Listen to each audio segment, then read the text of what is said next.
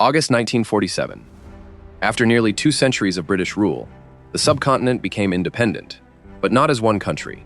Pakistan emerged on 14 August, and India on the 15th, while millions suddenly found themselves divided by a new border.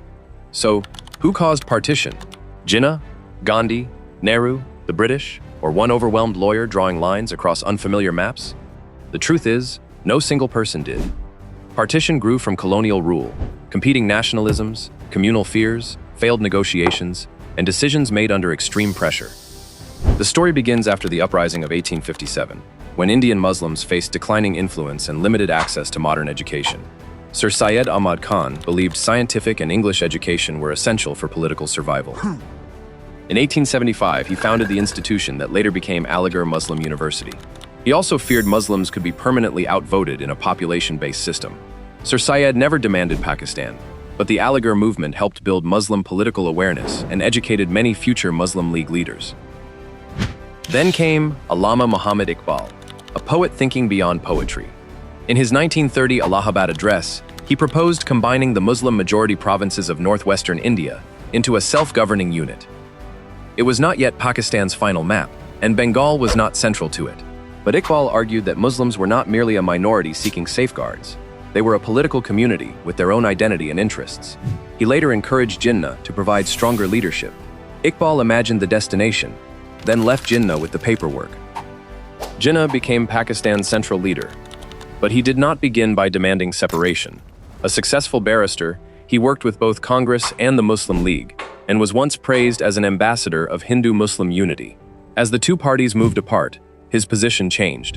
After the 1937 elections, Congress formed ministries while the League struggled in many Muslim constituencies. Jinnah reorganized it into a mass force and asked, if Britain left and power passed to a Congress-dominated center, what guarantees would Muslims have? By the 1940s, his answer was Pakistan. In March 1940, Bengal's premier, A.K. Fazl-ul-Huq, moved the Lahore Resolution at the Muslim League's annual session. It called for Muslim-majority areas in the northwest and east to form independent political units with autonomous regions. The word Pakistan did not appear in the document, but newspapers quickly called it the Pakistan Resolution, and the name stuck. It did not settle every border or administrative detail, but it made Pakistan the League's central political objective. Congress offered a different vision. Gandhi opposed partition and believed Hindus, Muslims, Sikhs, and others could live in one independent country. Nehru wanted a secular, modern India with a strong national center. That created the central conflict. Jinnah feared a powerful center would let the Hindu-majority Congress dominate Muslim-majority regions. Nehru feared a weak center would leave India looking less like a country and more like a group project, where nobody could agree on the title page. All wanted freedom, but they could not agree on its political shape. Other leaders also shaped the outcome. Liaquat Ali Khan organized the League, negotiated with Congress, and helped turn Pakistan into practical policy.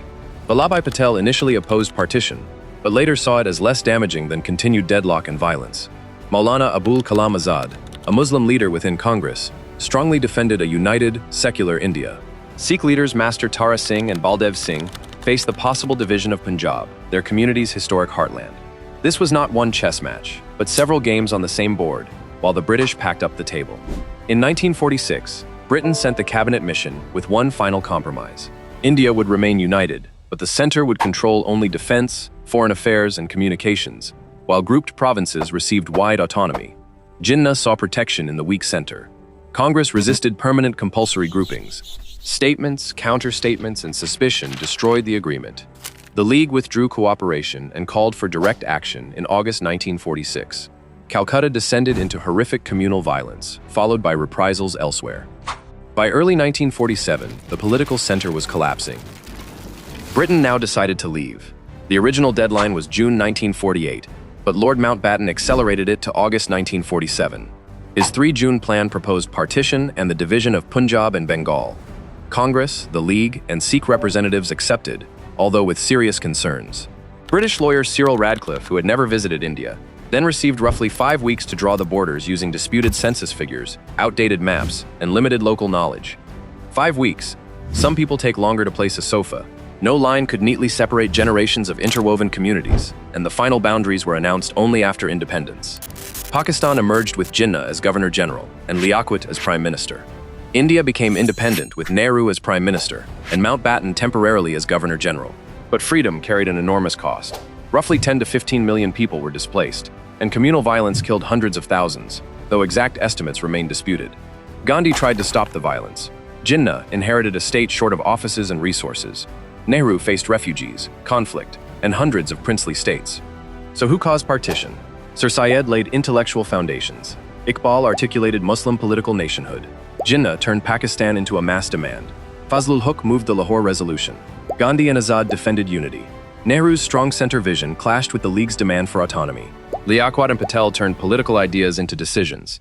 Mountbatten rushed the timetable, and Radcliffe drew the borders. The leaders signed the documents. Ordinary people carried the consequences.